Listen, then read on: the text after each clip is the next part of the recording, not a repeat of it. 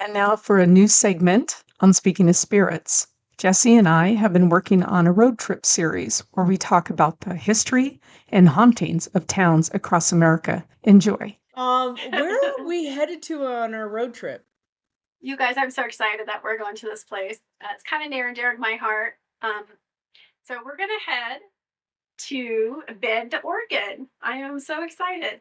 My grandbaby is from Bend, Oregon. Really? So, yes, Cool. I didn't even know until after we picked this, and I was looking. I'm like, what is this town sound familiar? And sure enough, Grandma B. Aw. Aw. So yeah, this town has got it. It has got a lot of history. It's got a lot of hauntings.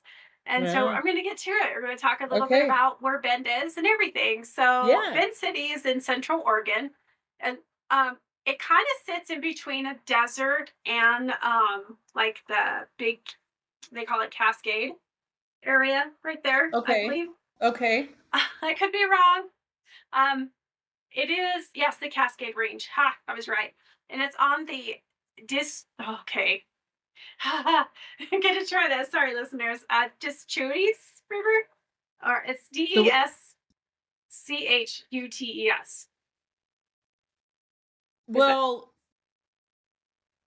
so Deschutes. Deschutes? Deschutes. Well, and I don't know how they pronounce it there, I don't but it could either. be Deschutes. Okay, so sorry to But I those don't who know. are from Bend. Let's go with uh, that. yeah. So this area is very beautiful. Um, This was a site known by pioneers as the fordable crossing point of the river, where it ran through a bend. In 1870, Ranch popularized the name Farrow Bend, with the post office later distinguishing the area as a bend. So here we are, Bend, Oregon. There you go. Okay. It incorporated the city in 1905, and it started as a logging town. Okay. In 1910, Mirror Pond was created as a demand river reservoir to provide energy for the town. So in 1950, the two major logging companies were consolidated due to depleted timber. So I remember back in the day, my grandfather would haul logs. So they would definitely take a lot of timber out of the mountains that's behind Bend. So Mm-hmm. I do remember that. It experienced rapid growth as a center of, recreation. Now it's more touristy and everything. So Bend is kind of in the high desert. It's bordered by the national forest there at Southwest. It's a tourist destination. They have breweries, amphitheater. Get this, the last Blockbuster video store. Yeah. I remember Okay. those days. Oh boy. Yeah, outdoor sports, including mountain biking, fishing, hiking, camping, rock climbing, whitewater rafting, skiing, paragliding, and golf. Yeah. Golf's the last thing. um, so Bend is Central Oregon's most populous city. In the 2020 census, it is the population of 99,200, which is pretty big if you really think about Okay. it. That's a lot of Yeah, it people in is. that area. Yeah. But a lot of these people that are coming in are from the bigger cities like Oh. Seattle and San Francisco and Portland. Some Okay. people will actually live in Bend, and then they'll leave for like a couple weeks to go and live in these bigger cities Okay. because it's so expensive to live in like Oh, San that makes sense. Francisco and Yeah. the Bear. Yeah, yeah. Um, so we're gonna go back to the beginning of time with Oregon. Let's per Okay. se for Bend. About 1,000 years ago, it was created by volcanic activity. Okay. Standing on the summit of a 500-foot lava butte south of Bend is to be grounded in Oregon's volcanic past. This 7,000-year-old cinder cone, which erupted around the same time as Crater Lake, Montana Masma. Others panoramic views of the string of Cascade volcanoes to the north. We have Mount Bachelor, Broken Top, Mm. and the Three Sisters. And let me tell you, the Three Sisters are beautiful. Um, there was like this big obsidian flow that was created 1,300 years ago. And I will say, when I took Idaho geology, even though we're in Oregon, we had a hot spot that came through we call it the banana belt here in Idaho. And Mm-hmm. part of this hot spot was also from Oregon. And so it just moved very slowly for thousands and thousands of years. Okay. So it was kind of interesting. Um, it covers over 700 acres. The black shiny obsidian field is easily accessible for good roads within the caldera. Or you can actually go and hike around this area and look at all the rock and everything. So there's the highest point of summit around Bend. It's called Paulina Peak. It peaks about 7,985 feet, and it has the views of Oregon's Cascade, the high desert, and Paulina Peak may be accessible by the road during the summer months, but it's pretty steep and rough. So anybody want to go up there, make sure you have some good tires. So yeah, and there's tons of lava tube stuff. They have the Lava River Cave, and you can go into that cave and you'll be able to see all kinds of things. So now that we know this has been part of a volcanic thing. Interesting fact too is that this volcano was used to train the Apollo astronauts, this area. Really? Yeah, it was pretty interesting. And I'm sure you'll probably come across this when you tell me what we can do in Bend for the few days. They do have the Newberry National Volcanic Monument. Mm-hmm.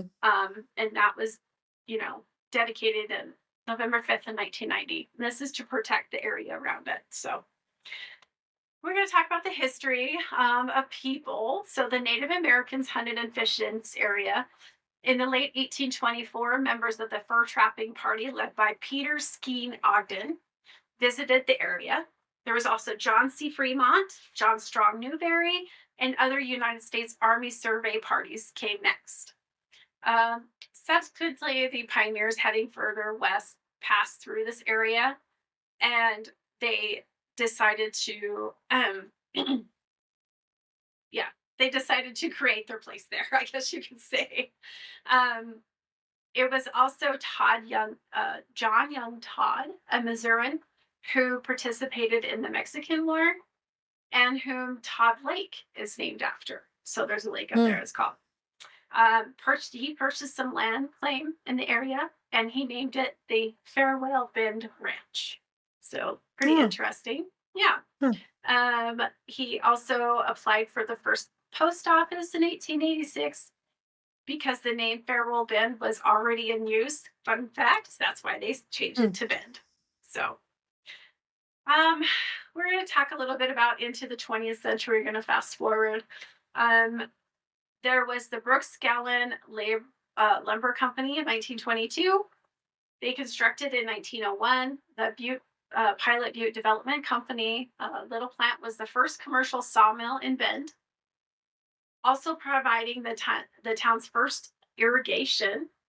The original location was set at the rear of Pilot Butte Inn later in the years. And so, yeah.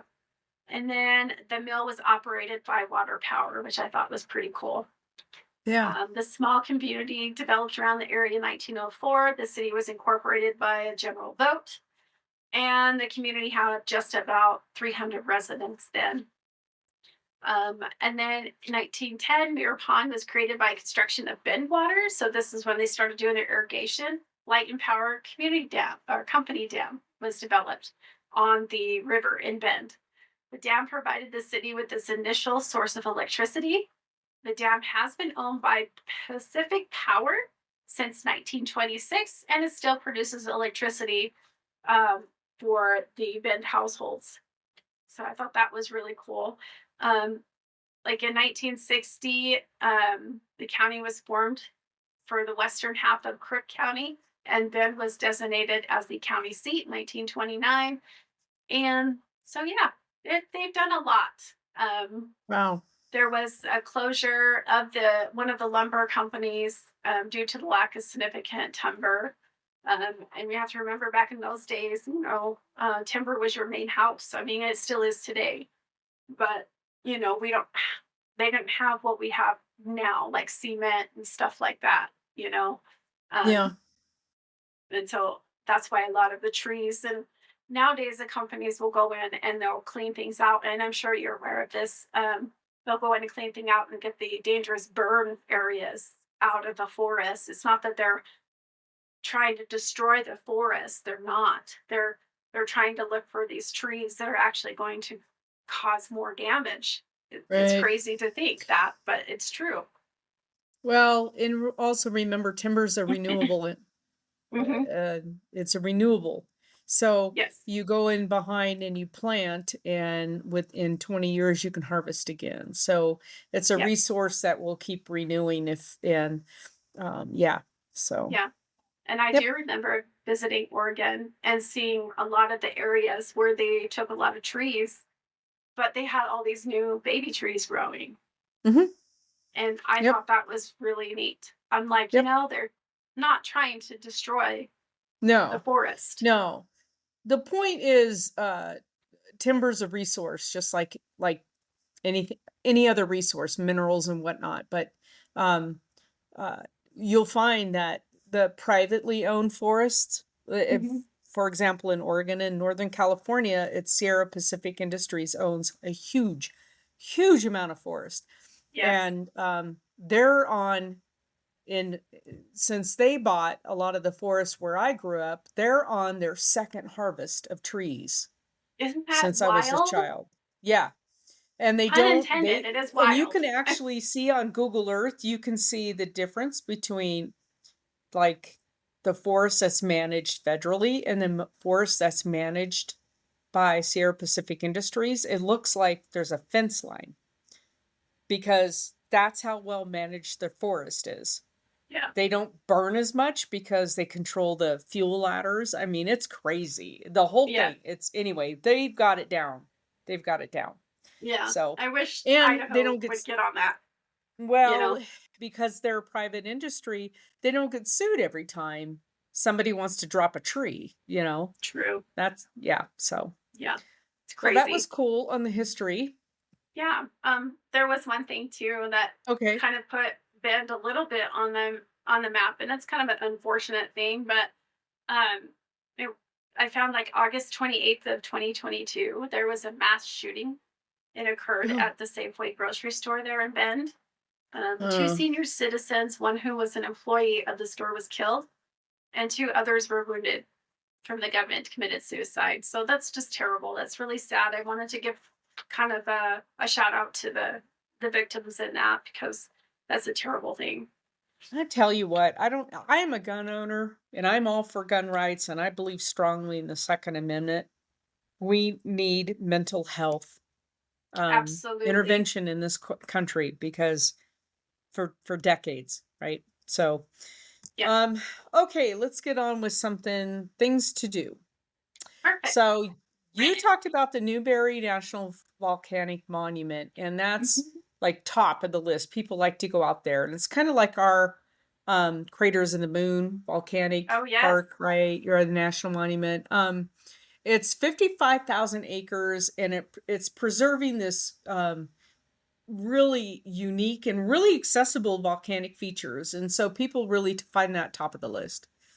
And then another one is I think it's called Tumala Falls. Huge, like you can hike to the falls and they're beautiful waterfalls. Most everything, as you can imagine, most everything on the list is outdoor. Yes. So the Deschutes National Forest, encompassing more than 1.6 million acres. And it says there's 100 miles. It extends for about 100 miles with the backdrop of the volcanic mountains of the Cascades. So that's really cool. Especially when you get, like, I remember Mount Shasta in Northern California. It's a volcano, right? But Yeah. there's an area on Mount Shasta that's obsidian, and pine trees are grown right through it. Yes. And so you have it's called Glass Mountain, this one area. And so you get this beautiful, almost dichotomy of black volcanic and then conifers. It's so pretty. So yeah, I would recommend going to this national forest. I bet it's incredible. I flew over Mount Shasta, and the only thing I could think of when I was looking down there was, come on, Bigfoot. Come on. Right, yeah. Okay, so something right up my alley. Chocolate tour, including wine, hot chocolate, and samples. Oh, we're down. I'm there. Let's do it. Let's go. So you'll enjoy behind the scenes look at how this local award-winning chocolate maker creates their incredibly savory product. And I'm there. So they talk about how beans from different regions help make different chocolates. And then you have wine. And if you have never paired wines and chocolates together, you are missing the best thing in the world. I wonder if that was this time we always thought maybe that's what Willy Wonka was doing. Yeah, right. So there's certain wines, like I don't like sweet wine at all, and particularly like port wines. They're a really sweet red. But if you take a piece of really dark chocolate, because it's bitter, and you put it in your mouth and then you sip some port wine, it's incredible. It's an incredible, yeah. So anyway, let's test it. I know. Yes, we should this weekend, Messy Jessie. So, yeah, so you can actually make your own chocolate bar, and you can take it home. Like, they have molds, and you can make your own chocolate bars. And so I just think it would be a lot of fun. And then this sounds so cool. There's a murder mystery detective experience. What? Yes. Can we drink wine and eat chocolate at the same time? Well, I think we should, because I don't care if I solve it or not, as long as I have wine and chocolate. That's right. We're fine. You get to visit. So it's a crime-solving audio adventure. So you buy the thing, and then you get to go to 10 map locations, and you get to the option of exploring like the downtown area using a walking map, or you can follow a driving map on the outskirts of the city. So like if you have somebody disabled in your group and they can't do it, there's 2 different routes you can take, and that's really cool. And you get to solve a case, and then they give you a score that measures your sleuthing prowess. And I think that's so cool. Uh-huh. So it could be solo or in a group. I just think it's really cool. So, and then they have, and I noticed this when I was researching this, they have like 3 or 4 different scavenger hunts in Bend. Why don't we have these around here? I know. Understand. They're so cool. So this one is called the Ultimate Scavenger Bend. And so there was all different scavenger hunts for different like age groups and different abilities. And it was so cool. You get 15 clues via email or text, and you can play the game either in a group or solo, and you have to go around landmarks and all this stuff. And I just think, how cool is that? And then, of course, I'm always down for this, the Deschutes Brewery, and you get complimentary beer samples. I am super excited. I heard they have like apple cider. You get the option of purchasing a flight, which is usually like have you ever purchased a flight in a brewery? No, because I'm not that cool yet. So you get, basically what you get is from light to dark. You get like shot glasses, a flight of beer. And so you can do a wine tasting. So this one brewery in Tahoe City, close to where I grew up, right? They had over 100 barrels of beer. So you would have to purchase like 5 flights to sample. So that was always our goal. It was to get through all 5. No, you never did. Because you're like, nope, I have never been to an Oktoberfest. I want to go to an Oktoberfest. So we would just bring our sleeping bags and sleep in the back of the truck and leave our keys with the bartender, just so they knew we were driving. And we would just buy all the flights and we'd start. Well, it was amazing.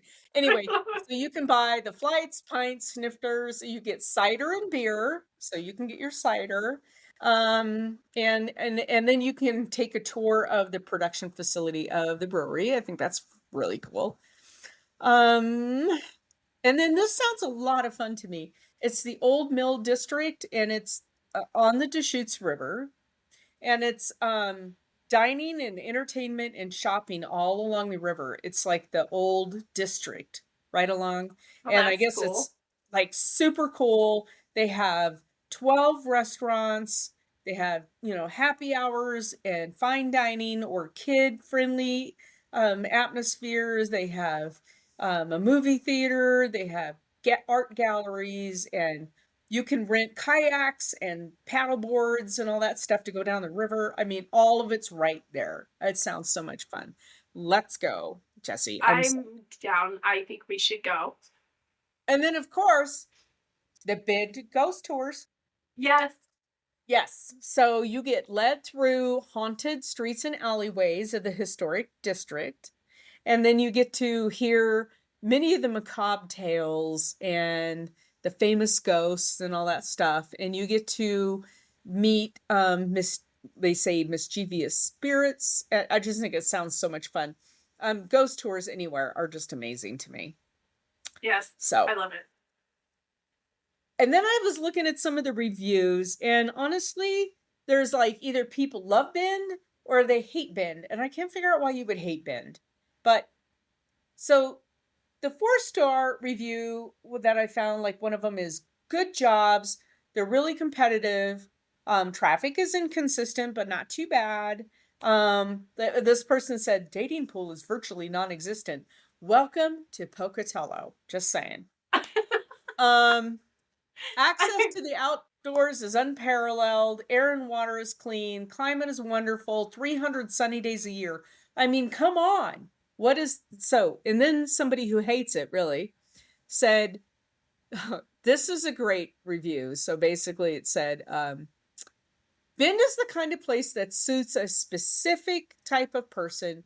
There are virtually no indoors activities, so you must be comfortable with engaging in the same 6 activities repeatedly. Lakes, hiking trails, and waterfalls. I mean, how sucky is that, right? Okay. So Mount Bachelor is nearby, but the commute up and I know this person's like, I freaking hate the outdoors. So well, then don't go to a town that has outdoors. I know, right? Like, do some damn research before you move there. Mount Bachelor is nearby, but the commute up and down the mountain can be quite lengthy and often with slow-moving traffic. Anyway, sorry, but I'm sorry. But this person just is like, you have no sense of wonder in you at all.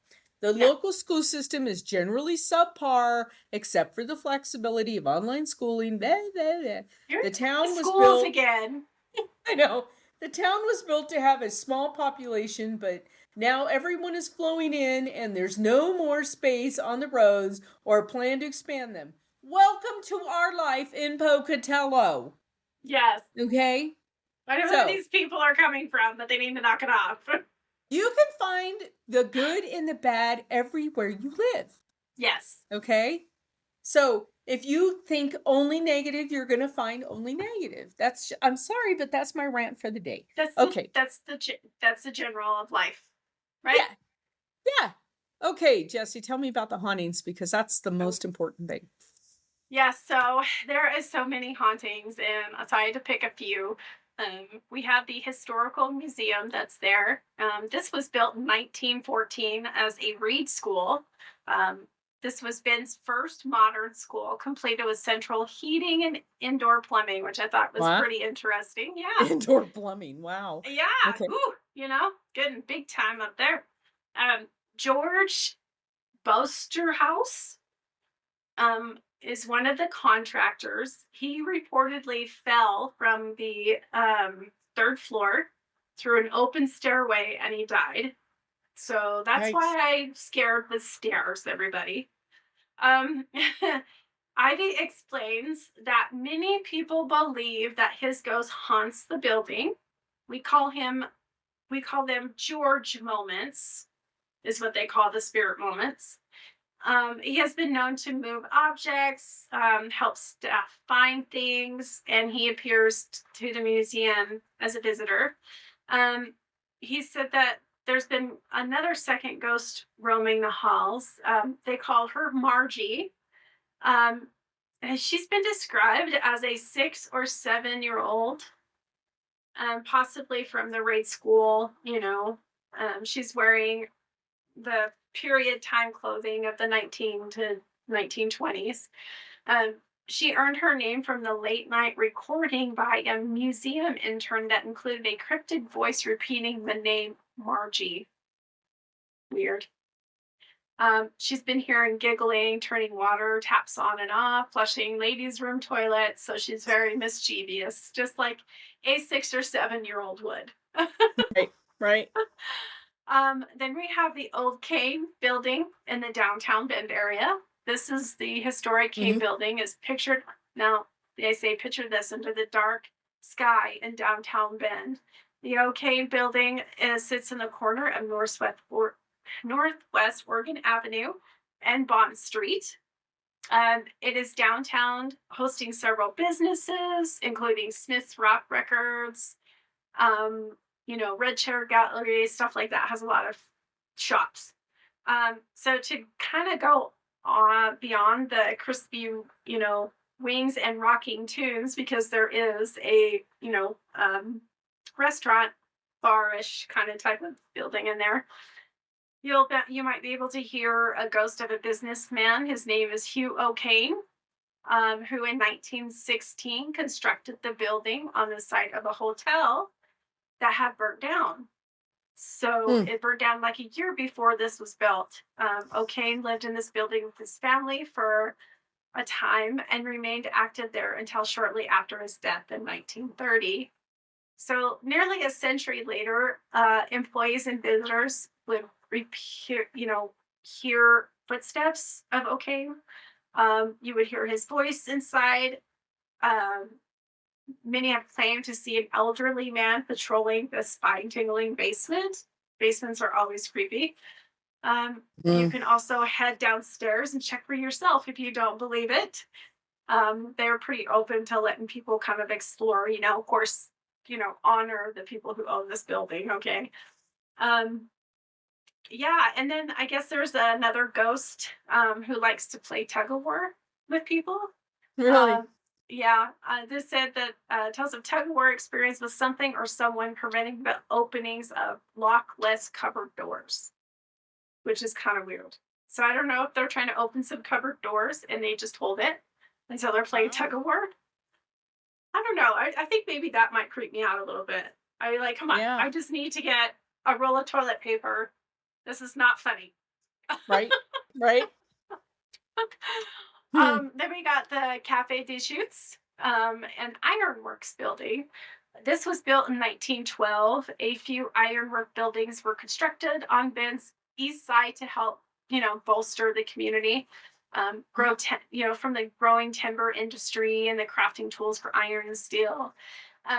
As the town's lumber fortunes faded throughout the 1900s, the old school brick building fell into obscurity until a new generation of makers, crafters, and restaurant owners moved into the neighborhood. And then they turned the Ironworks Art District into like a hit gathering space, basically.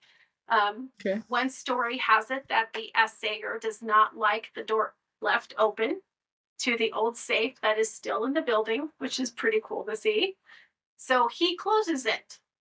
He's like, this needs to be closed, thank you. A bakery staff had reported hearing loud crashes coming from the back of the store, doors opening and closing by themselves, and even like a ghost laughter, but nobody's there.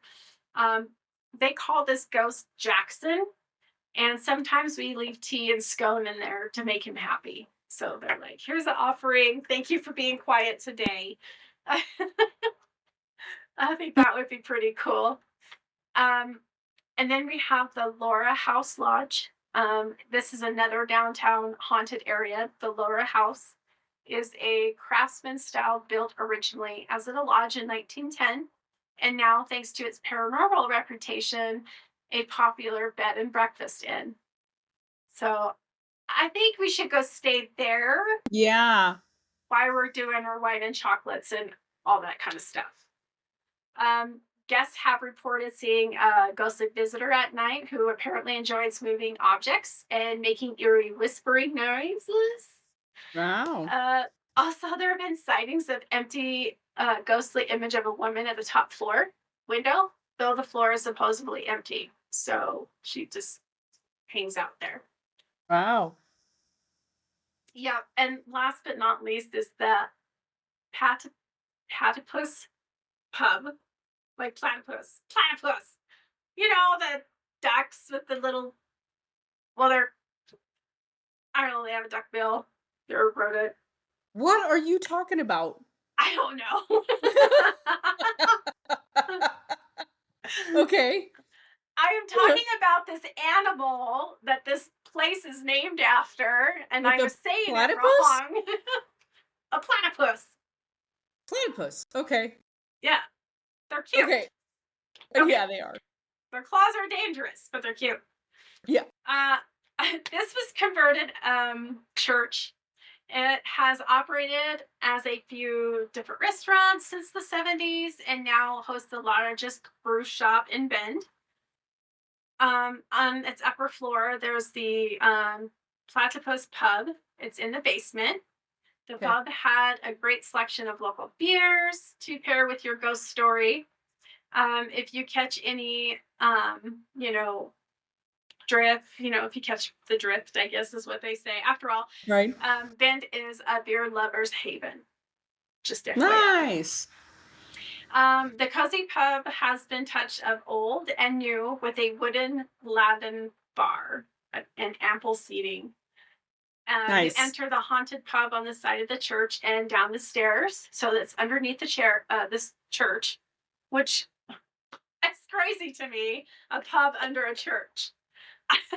Right. Yeah. Right beneath an old church.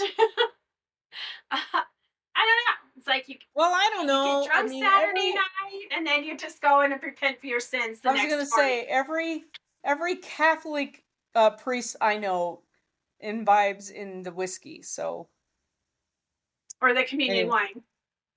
Yes. Yes. Diners and staff have reported lights flickering.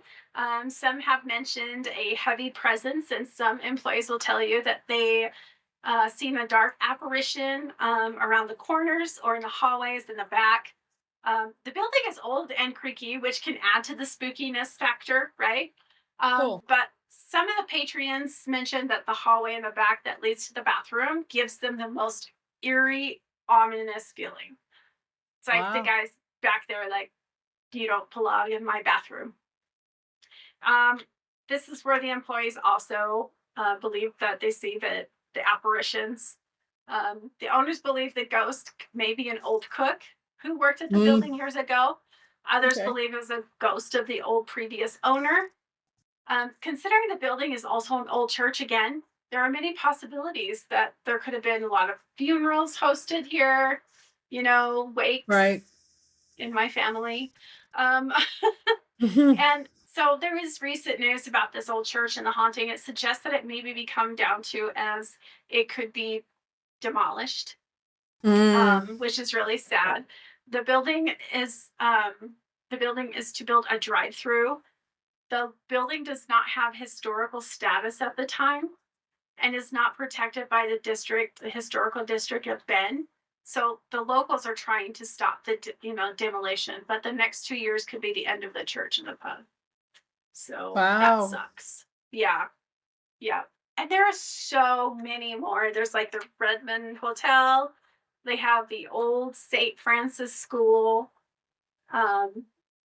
There's a lot of hearing children running and laughing up the stairs in that one. Of course, Town Theater. But theater does not have haunts. Theaters are always haunted. And then, of course, the Drowning Hotel, another, good place to go stay if you ever go there. Wow. But yeah. And then, of course, I found some funny laws if we have time for them. Yeah, we do, because honestly, I found no legends associated with Bend. That is crazy. You would think there should be some. Isn't that crazy? Tons and tons of hauntings, but no legends. So go ahead with your crazy laws. All right. Well, in Oregon, only one person is allowed to use the restroom. So no going to the restroom, ladies, with your crew. Oh no. Okay. Yeah, you cannot hold hands. You cannot talk about who's whatever going Right. on. Right. You have to do it outside the door. Oh no. So citizens can issue tickets to traffic officers. Really? Can you imagine Oh my writing God, a that'll go over ticket? well. That was going to be the greatest moment of my life. I know, right? Citizens can, leaving your car door open for long durations could get you into trouble. So if you're like trying to pick up something that fell into your seat and your car door is open, you can get a ticket for that. That is the nuttiest thing. Okay. I know. No drapes in doorways. No drapes? Yeah, because you know how the House of Ill Repose, how they have those beautiful drapes in the doorways. Oh my God. You can't have that because that's what it means. Okay. God bless they don't come to my house. Anyway, oh my just God. kidding. Okay. Okay. Occult arts are forbidden. So What? Occult arts are forbidden. Oh, well, I can't move there. Yeah. Okay. Yeah. Decon can't sell any of his arts at all. Nope. Yep. No trucks in certain streets. So you can't have your truck in a certain street. I don't know what street. I was just kind of wondering about this. Don't carry a baby on the running board of a vehicle. Why are you doing that? Do they just strap babies to running boards? I just would like to know how the hell, how did this even become a law? Oh my God. That's where I'm most fascinated, was how the laws became laws. Like, what happened? Yeah. Okay. That's another time for another show. Right? Okay. It is illegal to go hunting in a cemetery. Oh boy. Yeah. Okay. Anyway. And then the last one is whispering explicit language during sexual activity is considered illegal. Okay. So all those out there whispering into the ear of your friend. Oh boy. Do not say naughty words. Oh my God. Well, With all right. that, here we are. We're done. Oh my God. Well, I hope that you guys enjoyed Bend, Oregon. Not to be confused with North Bend, which is actually on the coast. Yes. There's a lot of Bends in Oregon. My friends moved to North Bend, and all of their furniture went to Bend. And it took 4.5 hours for the truck to get to North Bend. Yes. So, oh my gosh. Yeah, I'll never forget that. So, not to be confused with North Bend, which is actually west of Bend. Not north, but west. So, well, there you go. Thank God they didn't box a kangaroo. Bye.